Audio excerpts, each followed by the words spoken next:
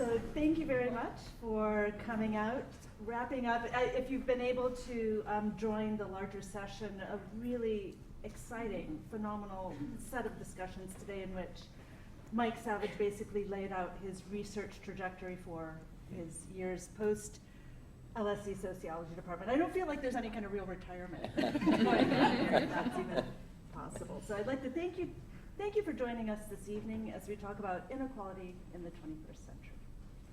So we live in societies that are fractured from top to bottom by corrosive and scarring inequalities. Inequalities that intermingle race, class, gender, sexuality, religion, age, geography, ability, among many other axes. Sociology has, from the get-go, aimed to unravel such divisions and show how inequality operates at the heart of social life itself. Now, the challenge for us this evening is to use our sociological imagination to probe how we should address these multiplex and fundamental inequalities in a rapidly reconfiguring world. Inequality in the 21st century. Now, fortunately, we have three of the top sociologists today to provoke us into thought and perhaps action.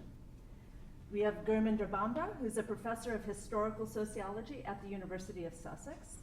She's a past president of the British Sociological Association and a fellow of absolutely everything. The British Academy, the Academy of Social Sciences, the Royal Historical Society.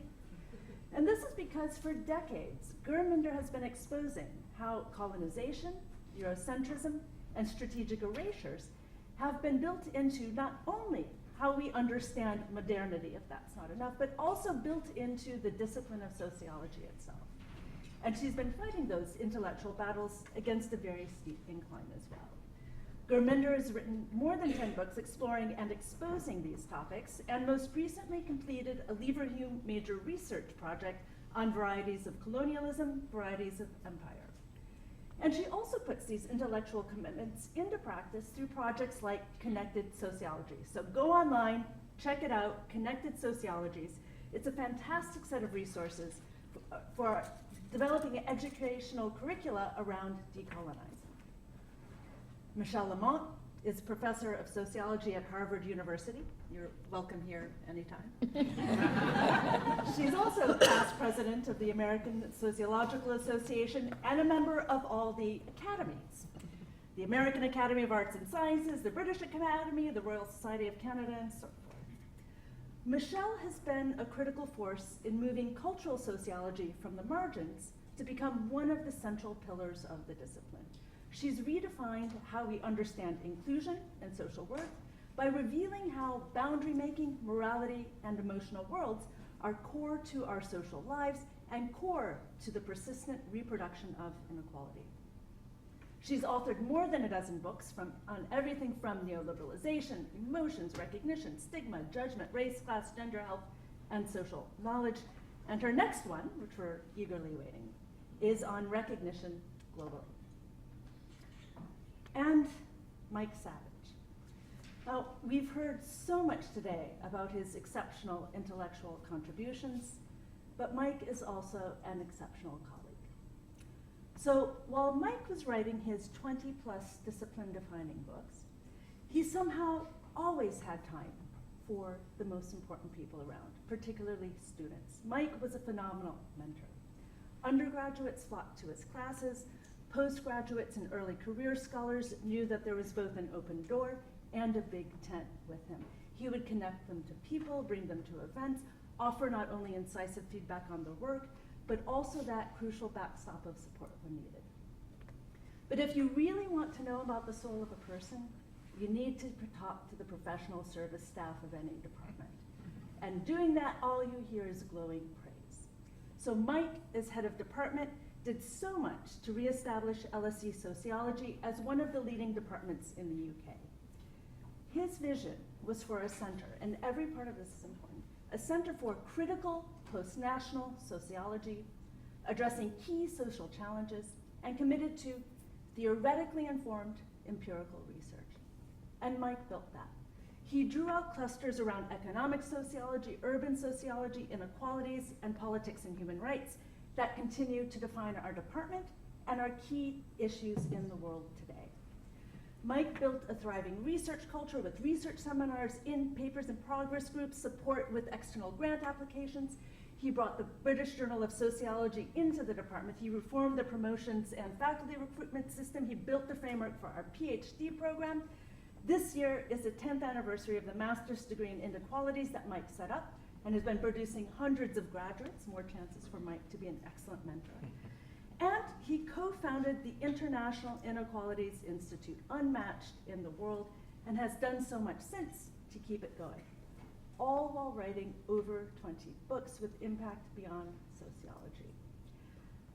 So it's a little hard to lose a colleague like that, but I'm glad he's not going far and not even really leaving the LSE. And especially also because we have big problems to tackle. He set a lot of these out today with his agenda for what to do after the sociology department. And one of those key issues is inequality in the 21st century. So let's welcome three giants of sociology: Gurminder, Bhambra, Michèle, Lamont, and Mike Savage.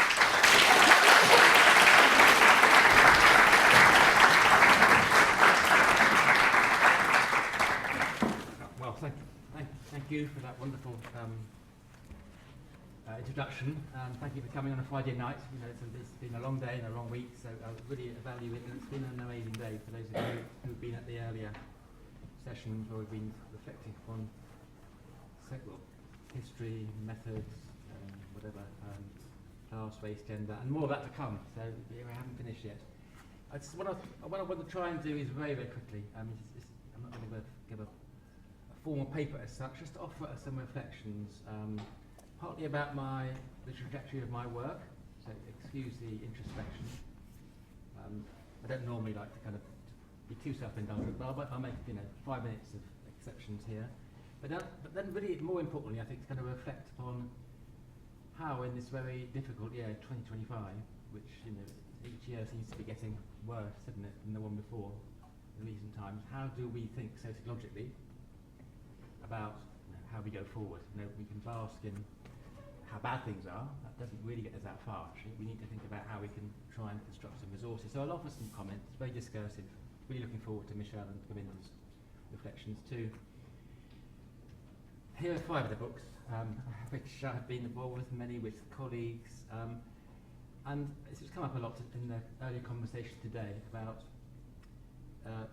social class and thinking about social class as a key category. I remember once talking to a top American sociologist, who's actually not one of the people in this room, but one of the top American sociologists, telling me he tends to be rather sceptical of sociology, sometimes saying sociology has only come up with one decent concept, which is the concept of class. Actually, I don't think sociology did come up with that concept. And it's true. I mean, just so this is reflecting back on my, some of my earlier work, which has been. I'm going to clarify what this class formation means in a minute, but it has been reflecting upon how do we understand class, how do we think about it in respect to locality, industry, gender, culture, economy. Race comes in, but perhaps not as much as it should. I'll come back to that in a minute. Now, one way of thinking about this work is it's interesting. I sort of began in the working class, and then moved to the middle class, and then kind of more recently in this social class, but it's an elite class. So in a way, I sort of moved up the class structure in terms of how I would analyse the social structure. But the reason for that, because there was this very famous argument by David Lockwood, one of the classic figures of British sociology. He made this point that British sociology was founded on what he called the problematic of the proletariat. It was a debate about the working class. Will the working class be revolutionary? Will they be reformist? How do we understand the working class? And that was, in a way, this book is absolutely in that tradition. It's kind of trying to understand the working class as a historical force. Much British sociology was in that tradition. Goldthorpe and Lockwood absolutely spoke from that perspective.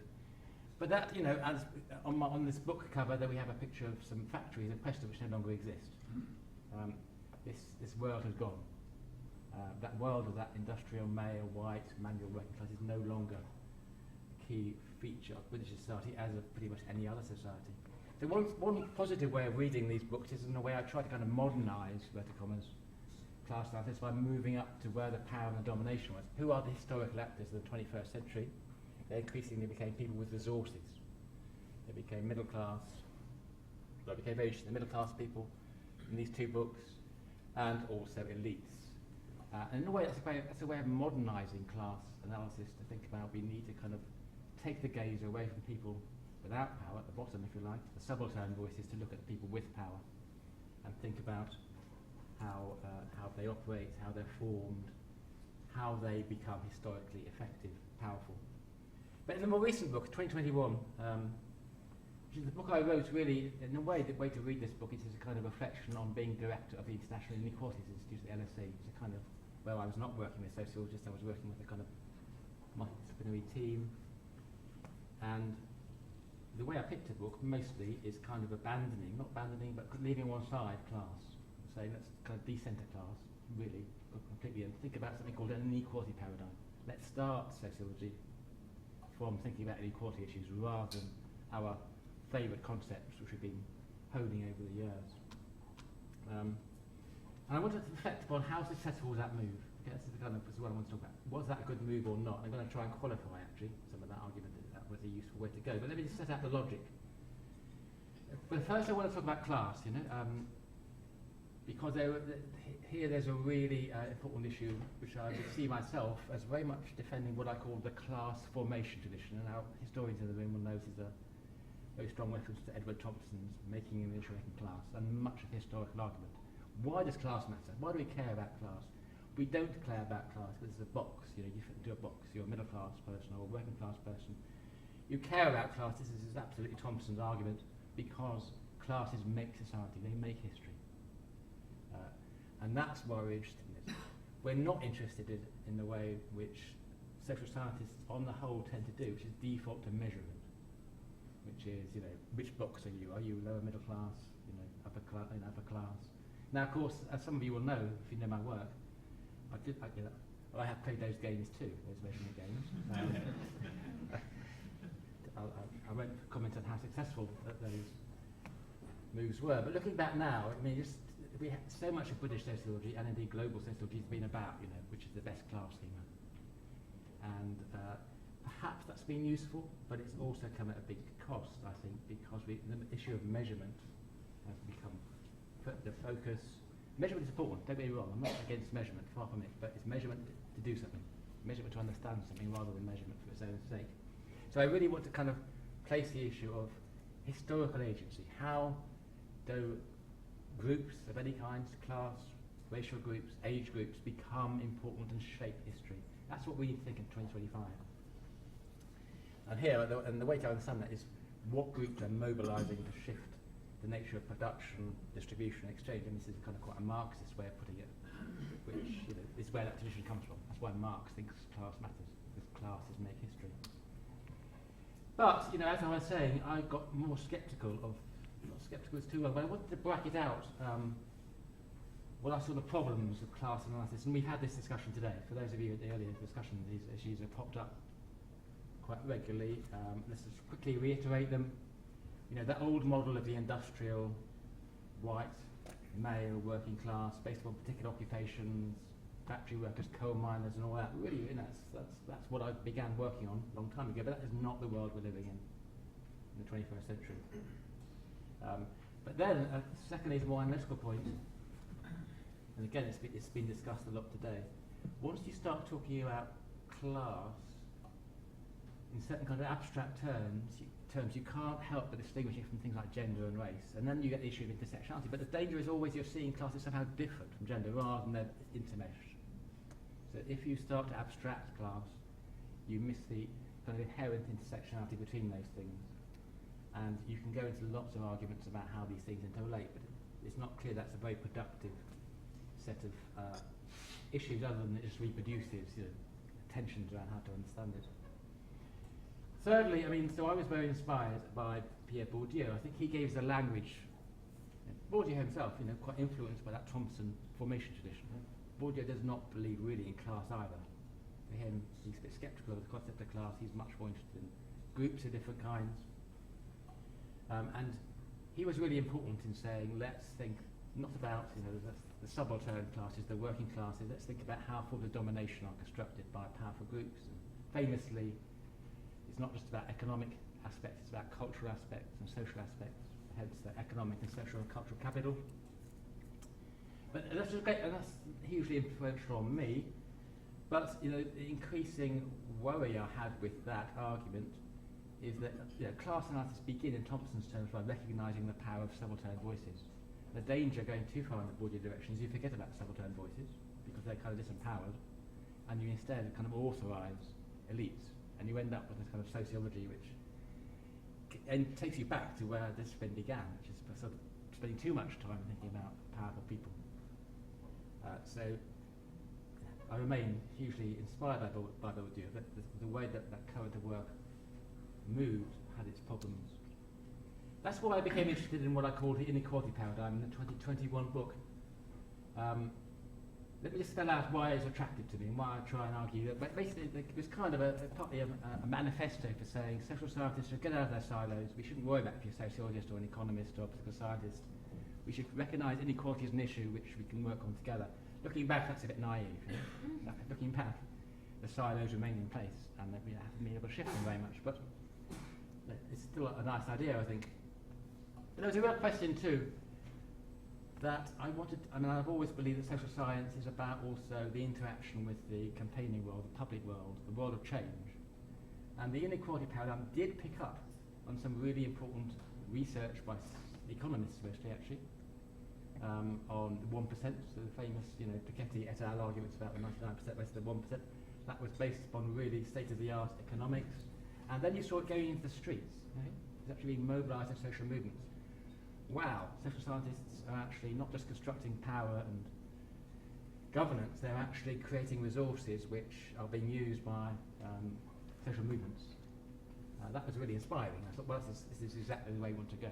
We want to think about social science, which is about creating tools, conceptual tools, to allow power to be criticised. So it's also it's highly sophisticated economic analysis mostly, but also affected social movements. And when I first moved to the LSE in 2012, right around here, Occupy was around. It was a live force. It's a long time ago now, but it was very important. And thirdly, here, sometimes I'm told, I'm too obsessed by the kind of Piketty book, which no one else has read, apart from me. But the chart, the fact that he emphasises, as a critique of economics, you've got to take the historical long term. You've got to look back. Is absolutely crucial. So he's really reinstating an Arles school, longue durée approach to social science. I find that really, really powerful. I found that really, really powerful way of thinking about the contemporary situation. And then he makes his famous book is called Capital in the 21st Century, and I'm going to talk about the issue of wealth, which became a key of his arguments in his work, which we try to take forward in the Inequalities Institute. But now so that's kind of the argument in 2021, very simply. But I want to kind of reflect in the world in 2025 and try and unpick that a bit as to whether that inequality paradigm approach has been as effective as I hoped. And I wanted to show you again these long-term graphs about changing nature of economic inequality to make a couple of points about the way things have shifted. Because that work by the economists, by Piketty and the colleagues around him in Paris, was done in the period between 2000 and 2010. So it's based upon data 20 years old now. So it's actually quite old data now. And what they picked up was the fact that this is looking at the top 1%. How much of the total income in these countries is taken by this elite 1%. Of course, their famous argument is that historically, for much of the 20th century, it was declining. We were becoming more equal societies. It's pretty much a trend across most of the rich countries. So the share of 1% is declining, but then it's picking up. Okay? So we're now back in the world where the 1% is doing better. And they are now becoming much more privileged, not just in absolute terms, but also in relative terms. But then, and this is, again, probably no economists in the room, but huge amount of economic research, which has shown actually since the 1990s, on the whole, that's stabilised. It actually hasn't continued to go up. Now, there's arguments about this. You can measure it in different ways. Piketty graphs tend to be more sympathetic to showing inequality, but even they are not showing it's going up any further in the last 20 years. So actually, yes, there's no doubt the top 1%, top elites really do matter, but let's not forget about everybody else. That's an important issue, qualifying the kind of focus on the top 1%. Secondly, wealth inequality. So that was the first graph, was income inequality, how much you earn. Wealth inequality. So just to clarify, what do we mean by wealth? The way we're defining it here is in economic terms. Assets you have which can be given a monetary value and traded. So it can be property. Your pension fund can't be traded, but it can be given a monetary value, and of course you can draw it down, as I'm discovering. And stocks and shares, financial instruments, all these things, resources which can provide monetary returns. And Piketty's really important point is that wealth is on the rise. Okay, I'm going to go back to that point. There are now a lot more people with a lot more wealth assets.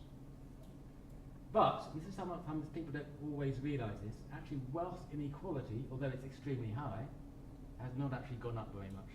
So this is, again, the total amount of wealth in these various countries ranging from USA and France. Taking the top 1%, the very wealthiest, the elite of the wealth holders, it went down massively from 1900, when in fact, the basic reason for it is so high in 1900 was that if most people had no wealth at all. The vast majority of people didn't own houses, they didn't have no resources, they had no assets.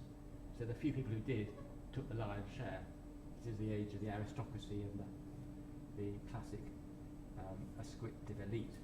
But it fell rapidly into the middle 20th century. The 1% took 20% of wealth roughly. But the important point is it's stabilised. It hadn't actually gone up.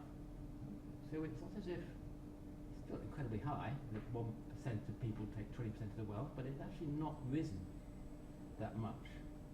But what has happened, and what is continuing to happen even in the years after I wrote The Return of Inequality, and for me it's the fundamental thing we've got to get our heads around, is what I call here the saturation of private wealth.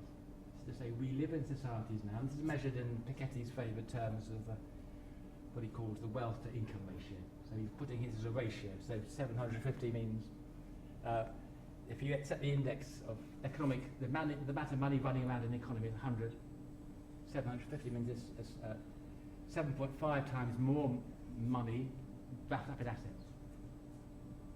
So as economies modernised in the mid-20th century, the wealth to income ratio declines, but it's gone up again. And it's continuing to go up.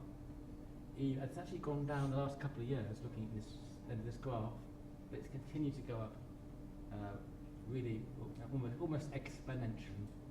So we are living in societies across the world which have vast amounts of private wealth. And that, I think, is the defining thing. And just, the earlier graph, it's not that all this has gone to the 1%. It also means a substantial amount of this wealth is also possessed by ordinary middle-class people, ordinary upper-middle-class people. And this is a question, but I think you will all know, one of the problems of the old model of class is it's based upon your occupation, and the assumption was your occupation defined your identities and your physical action. Well, that was true in some cases, but many people don't have jobs. A lot of people moved between jobs, and didn't have a stable occupation. That model didn't work very well. That's one of the reasons why class analysis fell apart. But I suspect most of you in this room, all of you in this room, will know, do you have resources to fall back on? Might you have resources in the future, if, through inheritances? Are you in debt? Are you having to worry about paying your next credit card bill? This will be something to you which will be in your mind. So you can't escape it. And these dynamics are more powerful now than they've been ever historically, I would say. So what does that mean, living in the world of this huge private wealth saturation? Well, sure, it's hugely unequal. Wealth is invariably more unequal than income, because wealth can be accumulated over time. Okay? So you can build it year on year on year. You know? Look at Elon Musk. Well, perhaps not. You know, it mushrooms extremely fast, but it's also built upon longer term forms of accumulation. Then a lot of work is, including work we're doing at the LSE, is wealth is not a contrast to categorical divides of gender, race and class. It's not as if wealth is narrowing these divides. Wealth is actually accentuating many of these divides as well. So the work, I'm going to talk about this in a minute, on racial wealth divisions. There's really great work by American economists that the racial wealth gap in the US is increasing because in a situation of asset price inflation, if you got wealth 20 years ago, which tends to be predominantly white people, then that wealth, that you doing about it, has gone up in value, so white people are pulling ahead of black people, black African Americans, and so on. I'll talk about that in a minute. But wealth is also really, really important because, and here it gets more difficult because wealth assets, unlike income is concrete. It arrives in your bank account, or you get paid it in cash in a concrete form. It's a bit disembodied from you. Whereas wealth is tied up in family relationships, kinships, communities, your house, where you live, so your home is an asset. It becomes naturalized, if you like. It's not seen to be contentious by its very nature. It can become contentious, but only arguably in certain conditions. It's not as contentious as other kinds of things. But then I think this final point doesn't need really emphasising that how wealth inequality is now destabilising liberal democratic polities, because we're finding really, really wealthy wealth holders. The point about wealth is wealth can only be returned, made material, turned into income when you've got the legal infrastructure which allows you to do that. Think about selling your house. It depends upon having an efficient, estate market, housing market. And there's inherent tendencies, therefore, for wealth holders to try and fiddle around with liberal democracy to get the best possible conditions for their wealth assets. Elon Musk, classic example, he's trying to rework American democracy so his stocks and shares do well. Let me just give you a flavour of contemporary saturation of wealth, how it plays out in the British case. And here we've got race and wealth, race and class in the picture at the same time. I'm indebted to Eleanor Carey-Ganarki, a postdoc research fellow at Case at the LSE, and she's done this work on Understanding Society, which is the UK's leading panel survey, 40,000 households, gives you an unusually large sample size.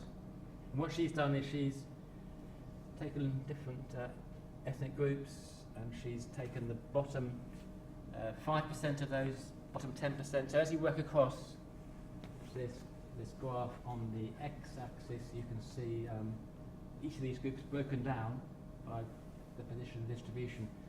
Really, so what it shows is quite stark, that in the bottom 25% of the population, there is no wealth. Right?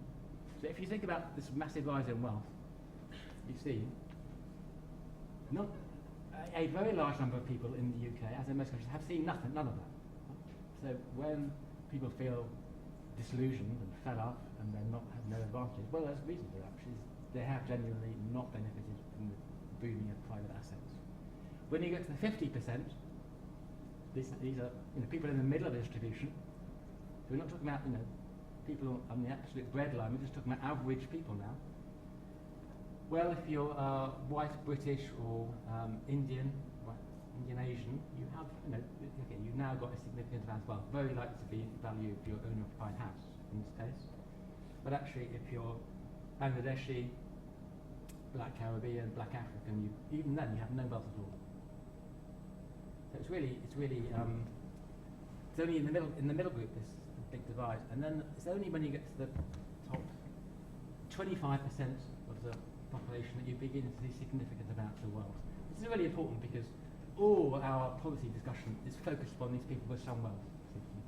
When we're thinking about creating, housing conditions, social care, you kind of assume that people have wealth, but this only applies to a minority of the population. Now, I've left out, or rather Ellery left out, the top 1%. Obviously, they'd be off the chart. But my point is here, let's not just fixate upon them.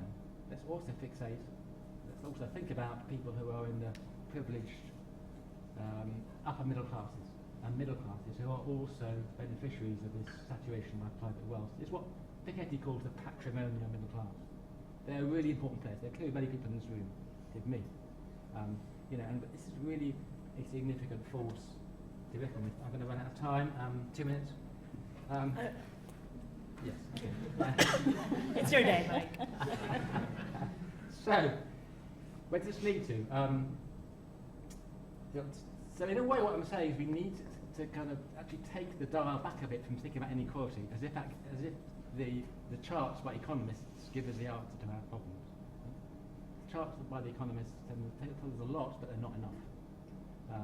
We need to look at the whole range of distribution and also think about, in a way, in the old tradition of class formation analysis, think about the middle and the bottom, put all these things in relationships to each other. Comment about the sociology of elites is a big area. I've been involved in it, and some of the colleagues in the room have been involved in it. It's really been a very exciting area of the discipline. But, I have a worry here. Now, this is a chapter in the handbook which is being produced. We still use concepts to understand elites which come from the 50s and 60s. The power elite, C. Wright Mills, field of power, Bourdieu. These were written at times when actually we didn't have this focus on one. They were written at times when liberal democratic models dominated and elites had to operate within that system, within that field, to use the Bourdieu phrase. But this doesn't apply anymore. Elon Musk is not operating within the field of power. He's trying to disrupt that system. He's trying to operate as an outsider. And that's not unusual. So we need to actually think beyond those conventional models, and I think what we need to really do is return to the understanding of elite power. Now, I haven't got time to go into this. I've got a chapter in the handbook, but the kind of argument I would make is wealth in itself conveys power by virtue of the mass of resources it gives you. And even if you're not in a position of executive power, you're still able to, that wealth commands a sort of gravitational effect. But also there's a question that, as you can see, I'm trying to kind of see wealth as multidimensional. Wealth is about class, it's about race. I'm not going to talk about gender, I don't have time, but there's a whole gender argument as well. And the racial ordering of wealth is really important. For much of the last 250 years, leaving aside the elites, but if you look at middle class wealth, it's been white wealth. Non-white people have had hardly any access across the world to wealth of any kind. The kind of wealth is kind of coded almost as white. But we are now moving to a world in which a significant amount of middle class wealth is being held by non-white groups. That's a great threat to white. When Elon Musk, that's something which Elon Musk is clearly articulating. It was, we saw this issue in fascism in the 30s. The wealth seemed to be held by Jewish people was exactly the kind of thing which the Nazis attacked. And we're in a similar situation now, and we're going to see that issue play out more. Last slide, I think. I think the second last slide. So really, in a way, what I'm saying, yes, the inequality paradigm is important, but we also need to kind of move on a bit, and we need to kind of recover that notion from that class formation tradition about we're interested in how to make societies and how social groups are not just passive, things in a box in the sociological zoo, but they're actually about making historical change. We need to go beyond looking at the 1% and these little fractals at the top, although I've done plenty of that. There's a really important argument, I think, about how wealth, and this is Katerina Hecht who's in the audience, Kate Summers read a brilliant article about this, about how your notion of the future, how your notion of how your life will unfold is linked into whether you've got wealth or not. If you've got wealth, you can see your life futures as being protected by those assets, enhanced by those assets. Think about, if, as I have done, you've retired with a good pension pot. Your old age is sort of is supported by these resources. So you have a sense of life which is about some kind of narrative of expectation of future rewards. But if you don't have wealth, if you're juggling precarious sources of income, then your life is bound up with just firefighting, an endless sense of you're just always juggling, trying to keep your head above water. and you've got these very different conceptions of time and personal time, family time, community time, but bound into that. And you know, so I'm making this point. We need to think about, in some ways, getting back to the argument about class. The wealthy middle classes are really significant players. They were the ones who the saturation of wealth has really helped, as well as the 1%. We shouldn't forget about them. And you can understand why the very large number of people who don't share in that feel fed up, you know. And many of those well-educated, wealthy people are well-educated, very, you know, in the Bourdieu sense, they have cultural capital, they express their views in articulate ways. That doesn't go down well always, you know, when you're not from those cultural backgrounds. Hence, the kind of verticom is the way in which the populist right have captured this anti-woke sort of argument. So really what I'm saying is we need to kind of, yes, take the inequality paradigm, the arguments about it, but we need also to kind of go back to kind of canonical sociological arguments about class, race and gender and blend them in through a kind of wealth-infused lens. And finally, so as you know, this is looking forward, I just do want to do a shout out to the things which we are working on now to show that this is not just me sitting here and standing here and coming up with kind of abstract arguments. This is the work we're doing currently. So just this week, a number of us, including some people in this room, Mamazada, Aziri Bukata, Anna Oliver, we produced this report on why the UK racial wealth divide matters. If this topic interests you, next Tuesday at LSE we're having a launch of that report. It'd be great to see you there. And that was also feeding into a book which we are writing currently, Colonial Past and Inequality Today, the racial wealth divide in the UK and South Africa, which we hope to get published next year. And then also, going back to the issue of elites, as we mentioned a few times, we have a handbook, Annette Leroux and Maria Luisa Mendes are here. 41 chapters where we try and think about how to infuse a kind of more power-oriented concept of elite. So it's work in progress, but it's work which I think is really important, and hopefully I've persuaded you to some extent that's the case. Thank you.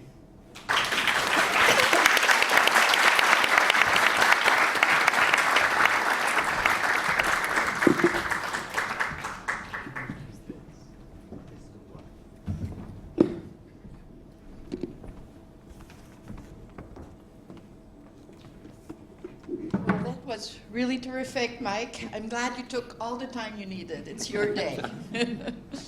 So it's a real honor to be here today. I'm so thankful to have been invited. And first I want to thank Mike for pretending to retire, because it really allows to bring this community together. And I think these retirement conferences are absolutely wonderful in terms of giving us joy and reconnecting with friends. It also gives me joy to realize through all the work that was presented today, I was reminded of the reasons why I like Mike's work so much, for its ambition, for its intellectual range, for its determination to take on the big question, for its creativity, and also for historicizing methods.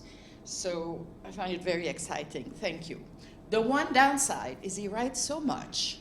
If you decide to read his work, you end up not having enough time to finish your paper.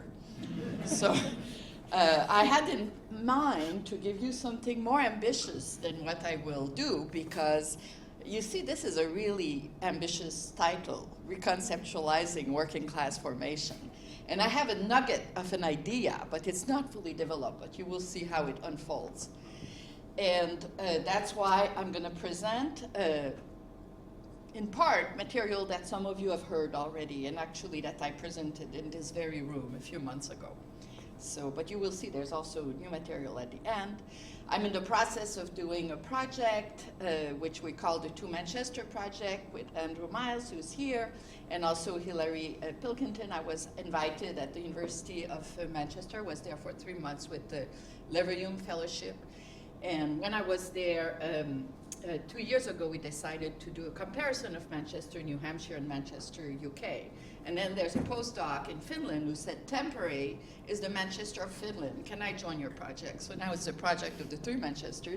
But the point is, this is a project comparing the American and the British working class. And of course, there's such a long tradition of research on this. And of course, Mike's work looms large in this context. And We are contemporaries. We're actually the same age, and we're both old Marxists. I actually wrote a master's thesis on Lenin's conception of class consciousness and the relation between the subject and the object in his theory of class consciousness and his theory of knowledge. Yes, I know, I was a nerd. I've moved forward. I've left political theory behind to join sociology for very good reasons. So when I was talking with Mike about this talk, he said, please just don't talk about me, take on big ideas. So it's a big idea talk to the extent that we start with a map like this, a slide like this, which really tries to capture some of the theorizing that has been going on in sociology. When we teach Introduction to Inequality, most of us have, you know, of course, exploitation, domination, opportunity, hoarding, closure, the stuff that Tilly covers in his book, Durable Inequality. But we can think about the various pathways that feed into inequality as captured by various other literatures that we're all familiar with. Of course, the cultural capital, social capital, symbolic capital became extremely central after the 80s in our literature. And the literature to which I try to contribute is a literature which focuses on how cultural processes work. And there's a lot written on identification, racialization, stigmatization, recognition, but a lot of that literature is not systematic theorization in terms of social science processes. So that's part of what I've been doing in a number of articles, but my goal here is not to explain to you everything I've done. It's really to move on with providing an agenda for the study of inequality that very much complements what Mike just told us about. Is very important work that's focused more on distribution. And I think the work is complementary because I think we're really moving increasingly toward a more multi-causal understanding of identity, where yes, we're still focusing on distribution, but we're also looking at other processes that operate. So ecological effect, huge literature around the work of my colleague, William Julius Wilson. And of course, Piketty is there too, you know, but we're operating interdisciplinarily in creation of this, you know, this multi-causal understanding. And I think also economists like Piketty is very, very interested in what we're doing. Fortunately, he's at the École des Hautes Études where economists and the sociologists talk to each other, which never happens at Harvard, I promise you. So I still have trust in what Europe can give us when it comes to thinking about causality in more complex ways than the counterfactuals and the, you know, anyway. So that could be a talk in itself. David Grusky is laughing because he's heard my diatribes against economists more than once. So a couple of definitions. Recognition, I think you're all familiar with the debate between Axel Honneth and Nancy Fraser about the politics of recognition and distribution. The definition here is really about a social act, which is very important because it involves, you know, intersubjectivity, interaction, where we define the worth of others as being worthy. We affirm their worth. The counterpoint is stigmatization, which, you know, I don't need to summarize you know Goffman. The interaction between these two dynamics that are constantly unfolding as we interact, as group interact, contribute to defining cultural membership, which groups are valued, which groups are looked down upon. So a lot of my scholarship has focused on what leads to the creation of group boundaries that can be more or less fluid or more or less rigid. And one key to understand what I'm trying to get at here, it's important to know that I'm French Canadian, and I grew up in the 60s at the time when the collective identity of French Canadians was being really redefined collectively. There was a huge explosion of cultural creativity. Québécois really fighting to convince basically themselves and English Canadians that in fact we had a glorious history, we're very creative, blah, blah, blah. And it paralleled very much, the Black is Beautiful movement in the US, but it was really, if you look at surveys, you can see shared definition of our collective identity really changed drastically during the 20 years while I was growing up. So when Jonathan Haidt tells us we're all tribal, we're all born to hate people who are not like us and love people who are like us, that's absolutely not my point of departure. The point is that we have cultural processes through which these group boundaries are changed, and processes by which groups that have been historically deeply stigmatized, like people with HIV/AIDS, are not stigmatized anymore. So we need to understand how this happens. So the goal is really to understand how to broaden the circles of people who define themselves as belonging, as worthy. And that's exactly what my book that came out in September of 2023 is about. And you see the design of the white version, which is the American version, illustrates this with the circle of cultural belonging and these circles of people of different colors and different sizes trying to get inside. But the penguin book, the yellow version, really captures the focus of the book, which is how to redefine worth in a divided world.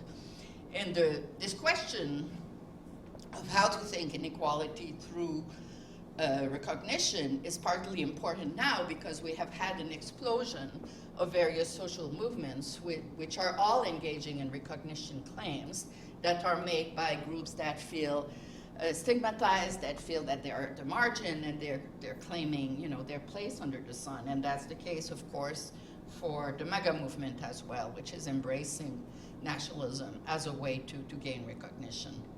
So in this book, what I do is, together with my research team, we did interviews with people whose work consists in creating new narratives, because it's largely through new narratives that these group boundaries are transformed.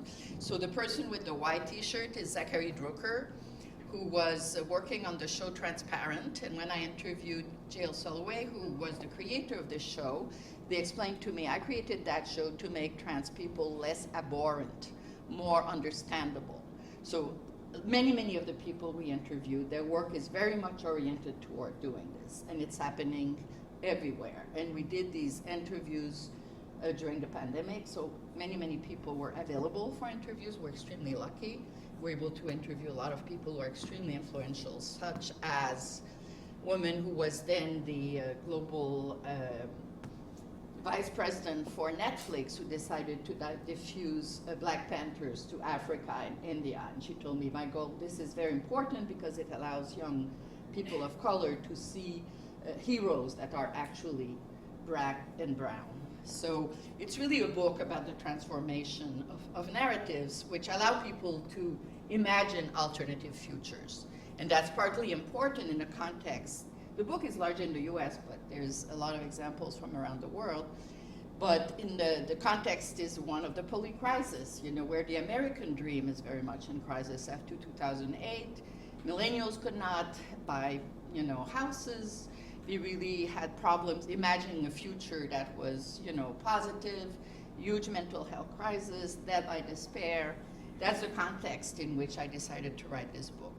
So 185 interviews with these agents of change across a number of organizational fields where narratives are produced, and 80 college students and Gen Zs in the Midwest, in the Northeast, conducted just before the pandemic and during the pandemic, actually during the summer of Black Lives Matter, coming from all these organizational fields. I don't have time to give you the empirical detail. You should read the book, though. It's excellent. So the book details 3 different processes by which we can broaden the circle of those who feel that they belong. I don't have time to explain them to you, but I'll talk very briefly about 2 of them. So the pluralistic criteria for it is really the idea of moving from the very dominant neoliberal scripts of self, which are focused on the pursuit of material success and meritocracy, toward a more multi-dimensional approach, which and this correlates with, you know, transforming the meanings that are associated with groups that are deeply stigmatized, such as working class people, low-income people. And that's partly important in the context, and that very much resonates with what Mike was just talking about, the fact that the diploma divide has become a caste system, and the media, entertainment television tells us and illustrates how people like us in this room are really, glorified, professional, college-educated people, whereas it's very hard for the working class to be exposed to depiction of who they are that would be, valued. So this has fed the dead by despair and everything else. So it's in this context, I think, that the narrative work that is at the focus, the book is really about the production and the diffusion of narratives that destigmatize various groups. So an example would be this, if you Google Question Bridge on YouTube, you will see this video where the artist Hank Willis Thomas interviewed 125 black men, about what does it mean for you to be a black man today in the US. And what he finds is that they say they have nothing in common except the microaggressions that they experience.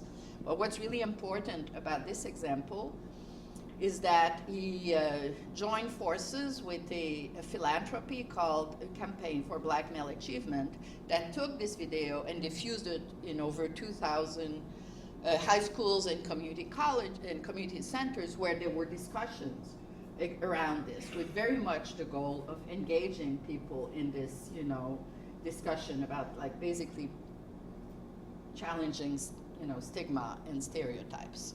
And this is the kind of work that became very predominant across many philanthropies. This is a slide that doesn't look how it should look, but the Ford Foundation played a very important role. Darren Walker, who's been the president of Ford, one of the largest foundations in the US, decided that his mission was to attack inequality, and he would do that through 4 pillars. One of them is changing hearts and mind, by which he meant narrative change. So they invested a lot of money in changing narrative through, for instance, the production of the film Roma, which won an award and was all about domestic workers. So in the book I talk about recognition chains, how the philanthropies have played a very important role in scaling up narratives and in creating social change. So that's one path, and the second path is the one that is taken, in particular, the Gen Zs who were interviewed for the book are talking about, they put a lot of emphasis on inclusion, that's what they live for. So they are braiding the American dream, which they are embracing, with other notions such as ordinary universalism, wanting to live their best life today. And a lot of it has been, described as wokeism, the idea that if you're non-binary, you want people to use the pronoun that you choose, etc. But this is a very progressive group. These people were randomly sampled across 32 campuses. But overall, we know that the term Gen Z is very much associated with progressive young people. But they are contributing to the diffusion of these narratives that are rather, inclusive, progressive, that were really, really dominant, as you will remember, if you think about 2000, 2002, 2003, and here we are now, we have Trump. So things have changed, and a lot of people are extremely anxious, but at the same time, you have this trickle down of all these narratives that have been produced, and they're still being produced, even if it's now Trump in power and we have a huge backlash, which is not surprising. Social movements, you always have movement, counter movement, but nevertheless, I think this cultural production is happening. But I don't have time to give you my spiel on why we should have hope, but I'll tell you about the research project that is following this one. After having finished this book, Seeing Others, I felt like, well, the big question is what's happening with the young, non-college educated people, 18 to 30. No one is studying them. There's really not many very good studies of this group in the US, so I live an hour sort of south of New Hampshire. I find New Hampshire super interesting. It's a purple state, so we decided to do a project there, and my visit to Manchester, UK led me to talk with Mike, and we decided to do this project, which is what we call now the 3 Manchesters, which is about how these young working class people are seeking, for me at least, are seeking recognition through politics. So this project that I now call Recognition Globally is about the various paths through which people seek recognition. So one of them is recognition through politics. The interviews in Manchester, New Hampshire are completed. We've done 2 rounds of coding. thanks to the IRB at University of Manchester, the project was very much delayed, so we don't know the findings there yet.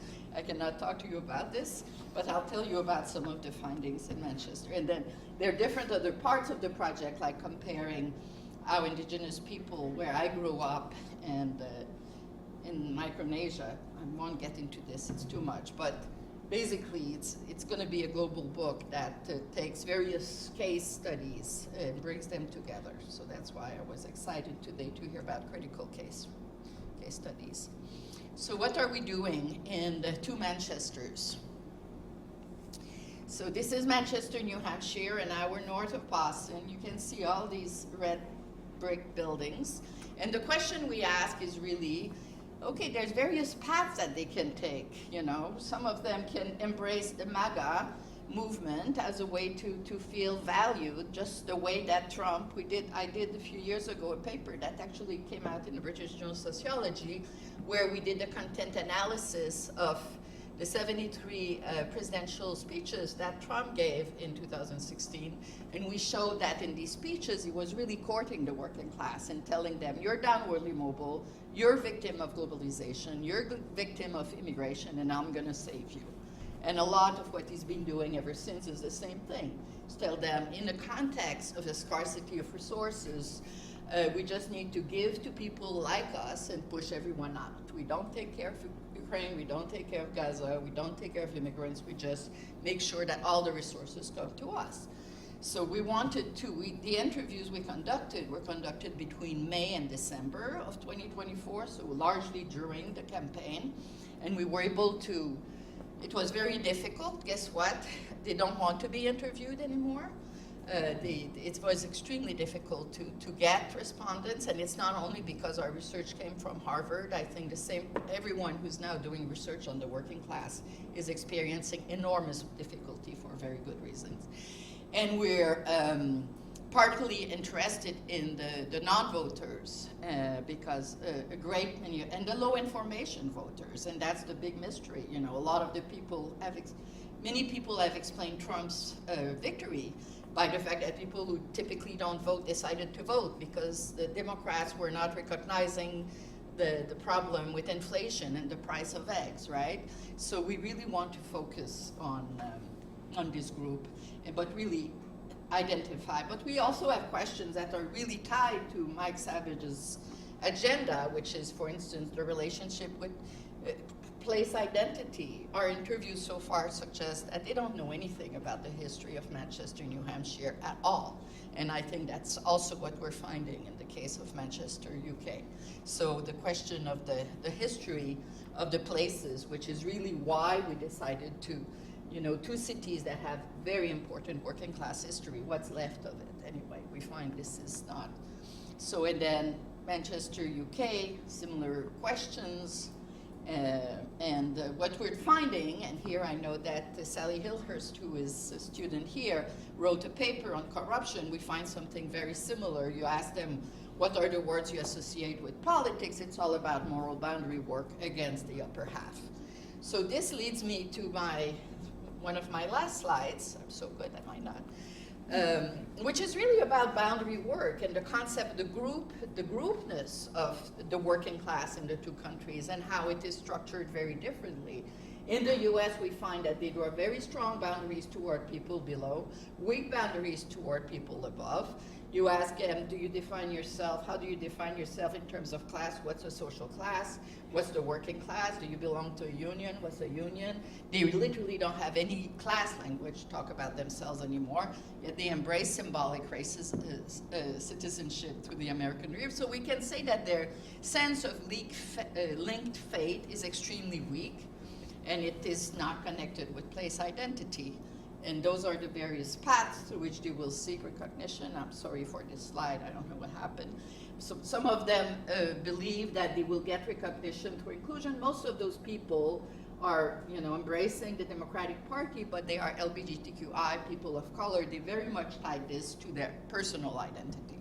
But the big question is those we define as gaining recognition by maintaining distance from politics because they think the elite couldn't care less about them, and those who put themselves above parties because they think parties are all, you know, bullshit, basically.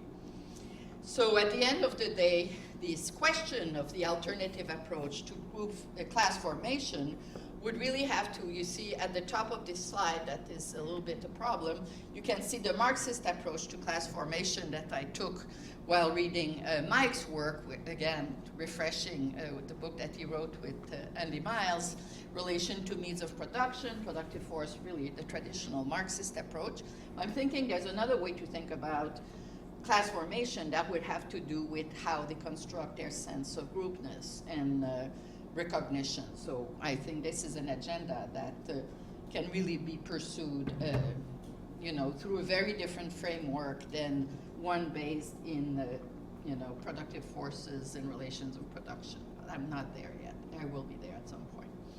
And there's many points, findings that are emerging from this project that are really converging with Mike's work about, you know, how the working class in maintaining distance from the language of class as a form of self-affirmation. So when I write the paper for British Journal Sociology, you'll have, you know, you will see what is emerging. So I'll stop here, and I thank you for your attention, and I thank my collaborators.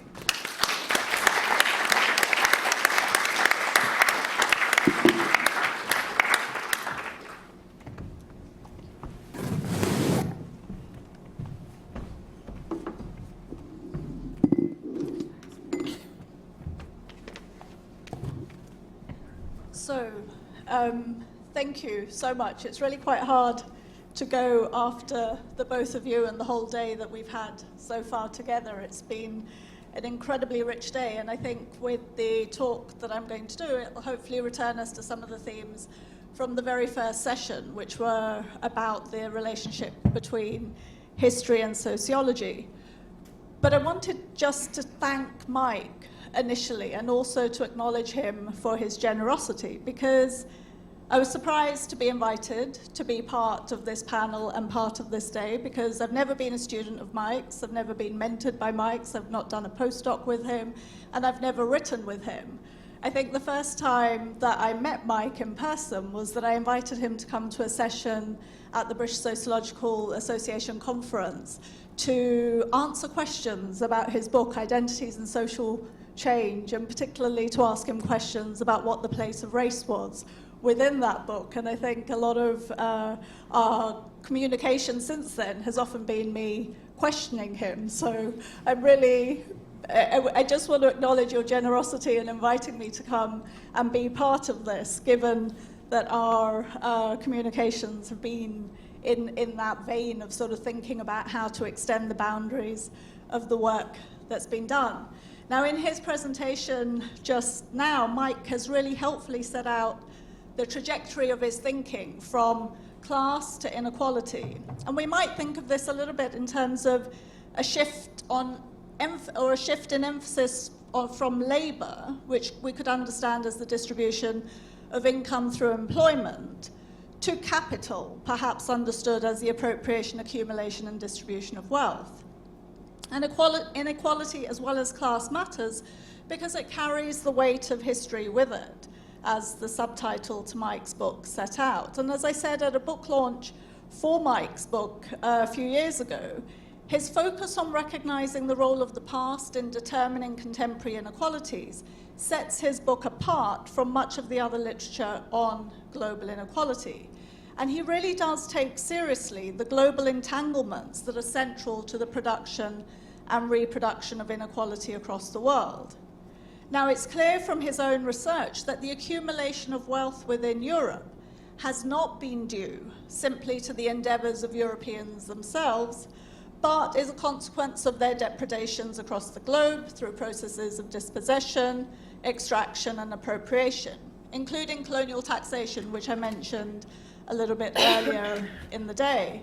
Now, as I've argued previously, the British Empire implemented modes of taxation upon its colonial populations, but it only deployed those resources within the nation narrowly defined.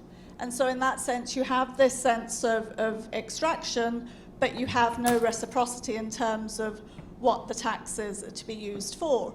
And I would suggest that this demonstrates both direct and indirect inequalities, inequalities that are both immediate and long-term. The direct inequalities result from the simple accumulation of additional wealth and resources for domestic purposes, including reductions in the domestic tax burden of the national population and increased public services that were available to them. That is what colonial taxation was used for, was to mitigate the tax burden domestically, such that the working class and the majority of the middle class in Britain didn't pay income tax until about the First World War.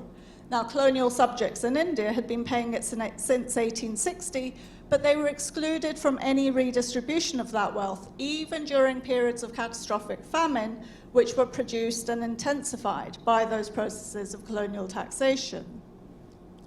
The indirect inequalities involve the compounded loss suffered by the colonized populations, given that the taxes they paid were not spent in the country in which they were raised, but were exported to support the British national economy. So to put it in anachronistic Keynesian terms, the multiplier had its effects elsewhere, while the extraction depressed activity locally. And this relationship is very rarely accounted for in research that looks at global inequality.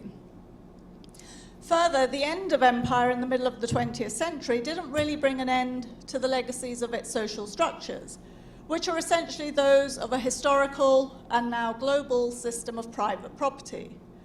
The patterns of inequality shaping the world are consequent to these legacies, and they need to be understood within a connected frame of reference. And as Mike has argued, we in the social sciences need to take more seriously the broader geopolitical considerations that have shaped our world. It might seem perverse then, given that my own work has been predominantly about precisely these issues in terms of a focus on colonial histories, to return now to the question of class, and even that domestically within Britain, and perhaps even more specifically within England.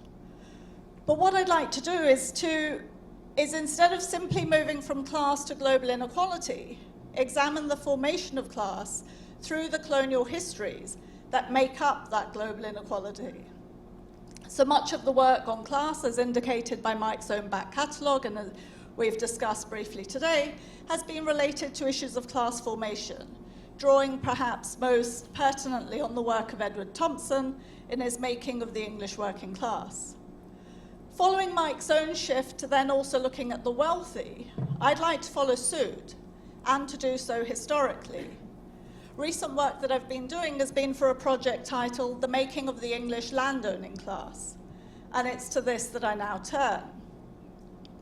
Mike set out the way in which Thompson himself has set out an account of the self-creation of the English working class. He saw it as a historical phenomenon, as something that was located in human relationships, something that happens when men, to use his words, as a result of common experiences, feel and articulate the identity of their interests as against other men whose interests are seen to be different from them. And he goes on to suggest that it's between the years of 1780 and 1832 that most English working people came to feel an identity of interest as between themselves and against their rulers and employers. My focus on the English landowning class takes seriously Thompson's injunction to understand the formation of a class as a historical phenomenon of self-making. While Thompson's focus was on recounting the experiences and aspirations of those who were to become the working class, what I wish to do is to account for the significant historical processes that are also the context for its formation.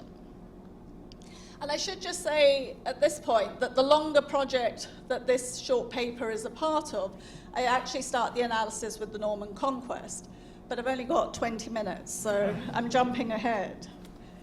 For Thompson and others that followed him, such as David Cannadine and Peter Mandler, from whom we heard this morning, this context is primarily industrialization and the rise of a capitalist economy, events that come to be associated with the longer-term decline of the landed class. But it's clear that the period of the 1780s to the 1820s is the period that's seen to see the most significant changes to the structure of land ownership.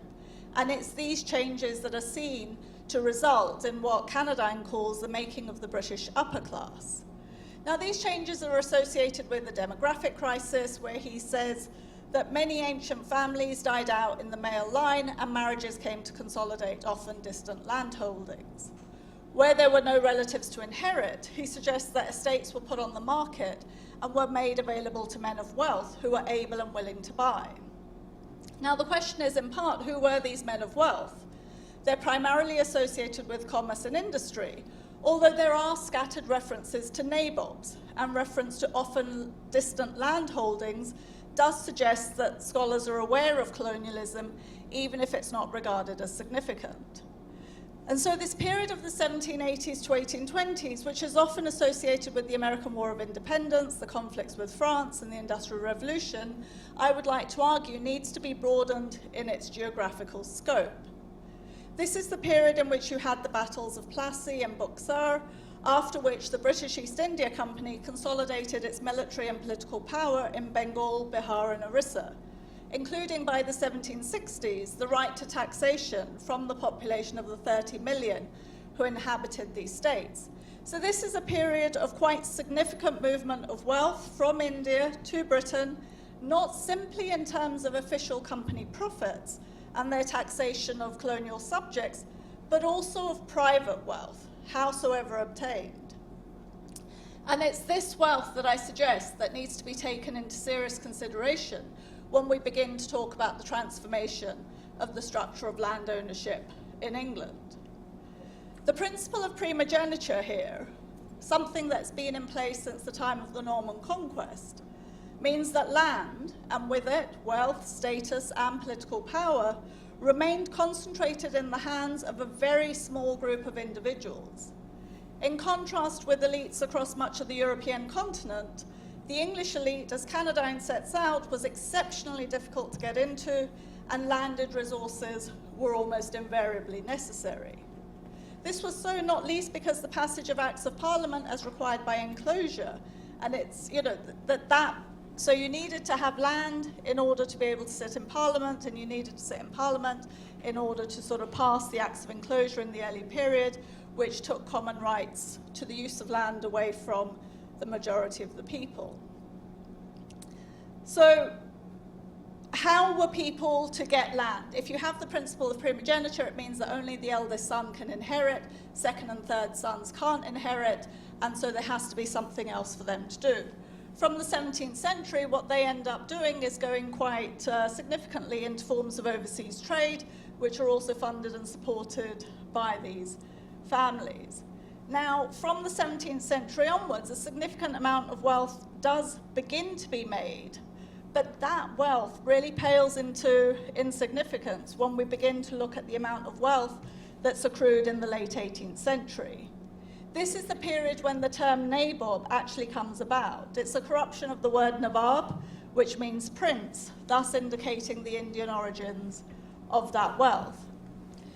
But what that wealth was, how it was produced, and how it came to be brought to Britain very rarely enters into discussions concerning changing domestic patterns of land ownership here. To the extent that the East India Company is mentioned, the framing is usually simply that of Asian wealth coming to Britain, but with very little accounting of the processes involved in its generation and appropriation. Now, I can't comprehensively detail the amounts that were transferred, but it's perhaps sufficient for our purposes here today that the historian Thomas Babington Macaulay is reported to have stated in the 19th century that treasure flowed to England in oceans.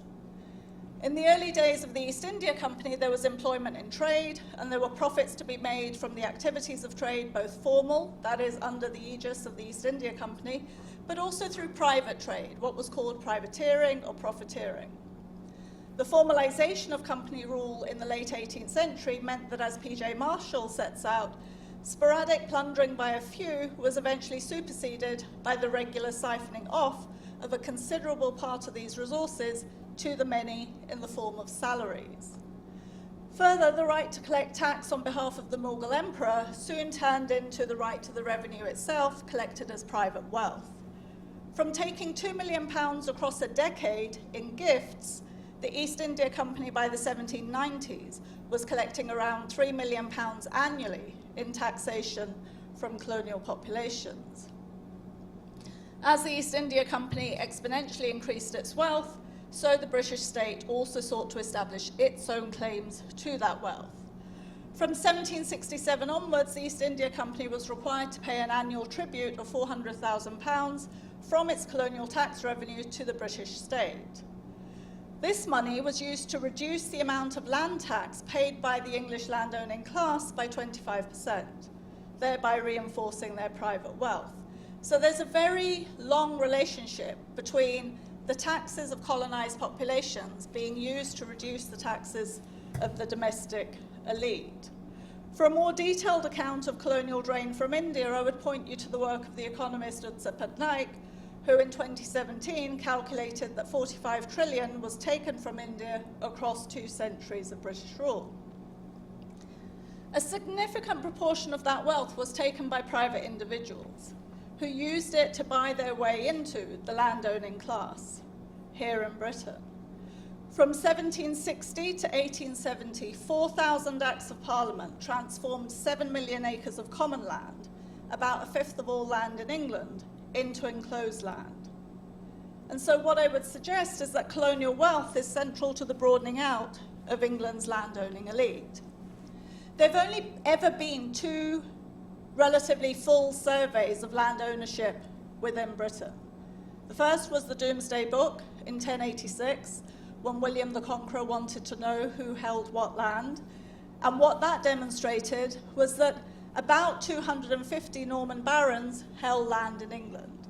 So effectively, when William landed, within 20 years, he took over control over most of England. He asserted the right to the entirety of the land, so the king now owned the land, and everybody else could hold title to the land, but couldn't own land. He got rid of every single English aristocrat who was either killed or exiled, and every bishop and abbot, so that within 20 years, every single member of the English aristocracy had been replaced by an incomer. That initial Domesday Book demonstrated that there were about 250 owners of land, owners of title to land.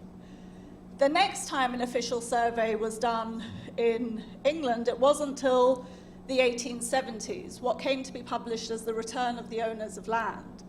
And that was done because this was a time of sort of increasing protest, of concern about the inequality that existed in land ownership. And one MP decided to organize a survey of the land in order to demonstrate that actually there wasn't as much inequality as people were thinking that there was. But this survey suggested that now about 4,200 individuals in England and Wales owned about 2/3 of the estates and land, with perhaps about 5,000 holding estates and land for about 3/4 of the British Isles as a whole. The writer Guy Shrubsole wryly notes, and I quote, "In a triumph for trickle-down economics, it had taken 8 centuries for England's landowning elite to broaden from around 250 Norman barons to 4,200 Victorian nobles and gentry." However, he fails to notice the significant role of colonialism that made that possible. So effectively, the structure of land ownership was such that the 250 barons from the time of William the Conqueror were largely the ones who were still in place. The massive expansion in land ownership only takes place in the late 18th to the early 19th century, and that's facilitated, at least in part, if not quite significantly, by the influx of colonial wealth that comes in. So it suggests that colonial history is an important part of the story of how men of new wealth emerged in the period of the 1780s to 1820s. The wealth accumulated through these processes was used to purchase country estates, build stately homes, marry into high society, as well as to contribute to philanthropic activities domestically, displacing the need for the development of welfare by the state. In the process, it also involved the enclosure of lands and contributed to rural dispossession, whilst back in India, the extinction of this wealth from local economies led to extensive famines and deaths from famines. So it's the elision of this significant transfer of wealth and its relationship to the transformation of the structure of land ownership here in Britain that I want to sort of highlight. The problem is really in thinking simply in terms of a shift from class to inequality and thinking about it in terms of the racial ordering of wealth. I would add that we also need to understand the ways in which the wealthy have come to form themselves as a class historically, and the way in which this class formation is significantly determined by the very colonial histories that continue to be elided in mainstream social science. Inequality in the 21st century has its roots in long-standing historical processes. Without adequately accounting for those processes, our analyses and policy solutions will be less effective than they might otherwise be.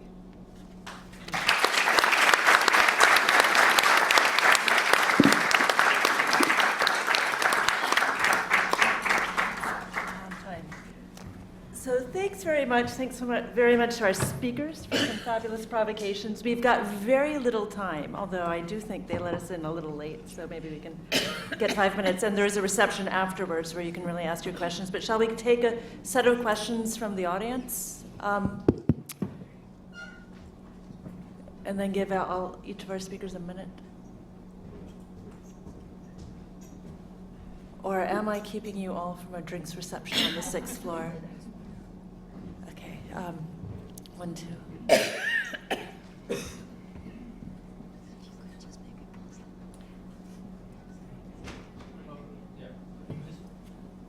For Gurminder, could you comment on the place of Ireland in this history? I'll take all the questions at once and then. Yeah, I wanted to react a bit to Mike's wonderful talk and then the follow-up talks. I thought what was quite compelling about your talk, Mike, was the shift to wealth and the power that it engenders, and I think that's likely to be a very fruitful framework. And I loved also Michèle's follow-up on the cultural processes that I think complement that really well, and also the colonial processes as well. So all good. But there seems to be one zone in which there's not much discussion, and I wonder if you think it's as problematic as perhaps I do, and that's the institutions that provide a mechanism for converting wealth or income into goods and commodities and services. That is, we also have seen during this time period a shift to markets that are being the main mechanism through which people acquire goods and services. And so wealth matters and income matters because increasingly we make them matter in the markets that we've set up. That's such a big part of this process. You could even have stable, wealth inequality. And if we now rely increasingly on wealth in order to set yourself up in a business or to get a house or to go to college, then that's a problem. And I wonder if you think those sorts of institutional changes are an important part of the story.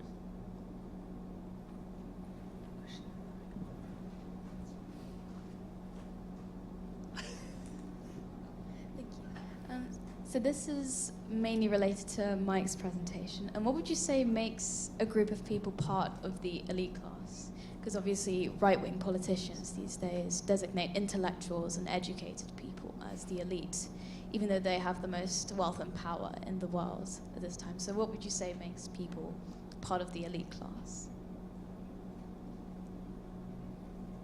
All right, so let's take those 3. And any other comments from the panel that you might want to add? Shall I start on the elite class?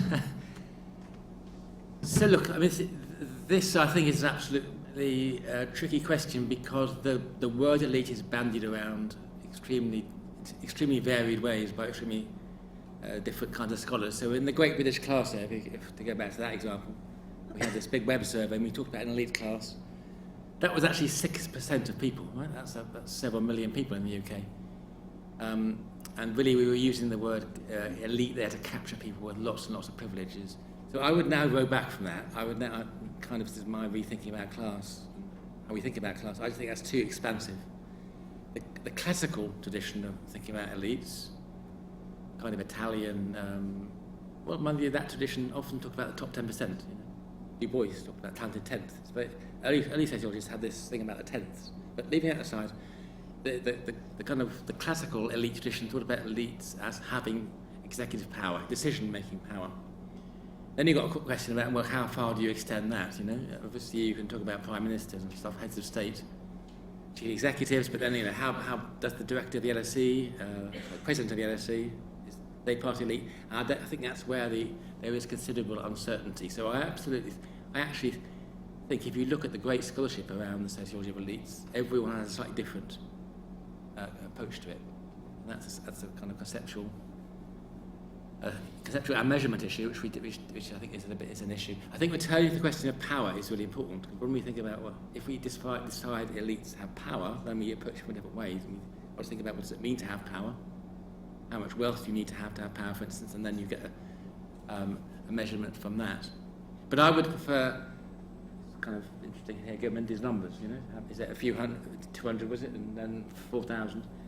That's the kind of ballpark area I think we need to be thinking about if the elite concept is to be a useful one, rather than expanding it too much. Yeah, in terms of David's question, yeah, no, absolutely. So I think the way in which certain kinds of institutional networks and mechanisms allow wealth to be realised, if you like, and mobilised for kids. Obviously, some of those are formal things. Well, they're all kind of formal things.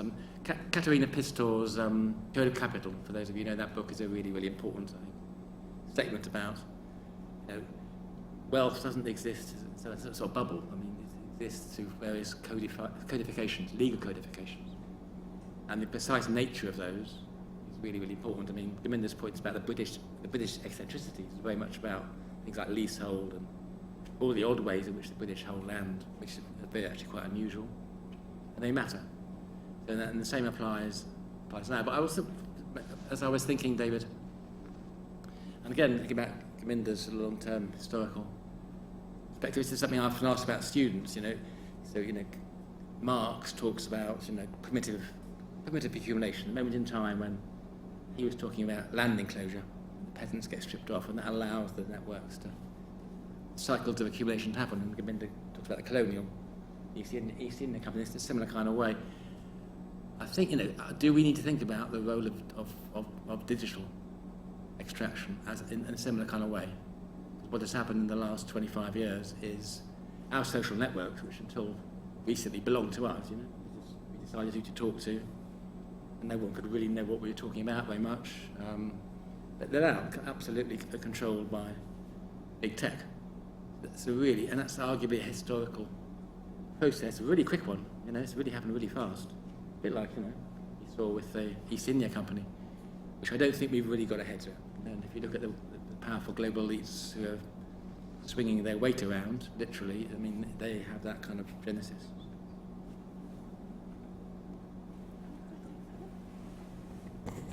Just to respond to the question of Ireland, I mean, in the bigger project, I start with Ireland. One of the things is, in the mid-17th century, for example, there was something called the Adventures in Irish Land, which is the first time you had a sort of private-public partnership whereby about £1 million was raised through private investment to pay for a private army to go and defeat the Irish who had been rebelling against English rule.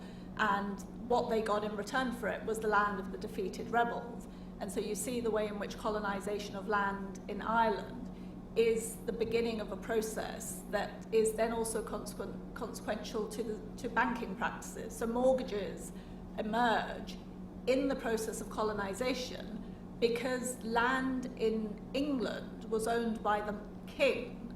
You couldn't mortgage that land because the land was ultimately the king's. So it wasn't until colonisation, and David Brown at Trinity College Dublin has written on this, and Kay-Sue Park in the US context have written on it, the way in which the colonisation and the conquest of land is what actually facilitates innovations in banking, such as mortgages, that enable the expansion of capital that's then available for further projects. So the establishment of the Royal African Company, for example, is a consequence of the colonisation of Ireland. It's directly linked in terms of how the money flows in different places.